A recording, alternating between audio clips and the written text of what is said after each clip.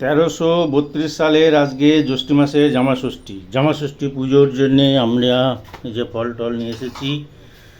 আম, লিচু, কলা, তাল, আঙ্গুর এই যে কেটে রেখেছে। ষষ্ঠীতলায় যাবে, জামাষষ্ঠী পুজো দিতে যাবে। ঠাকুরের পুজো সকালবেলাকার হয়ে গেছে, ওই যে হয়ে গেছে।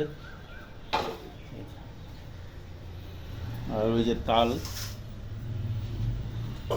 ছাড়ালাম, তাল পেয়েছি, তাল ছাড়ালাম। আর ঠাকুর ঘরের এই যে ষষ্ঠীর সব মাছ পাতা, খাজুর আর ফুল টুল, দই ছাড়াচ্ছে, মিষ্টি দই। আর আমাদের পাড়ায় ওই মন্দির আছে, ওই যে ওইখানে ষষ্ঠী পুজো হবে। এখনও সব আসেনি লোক।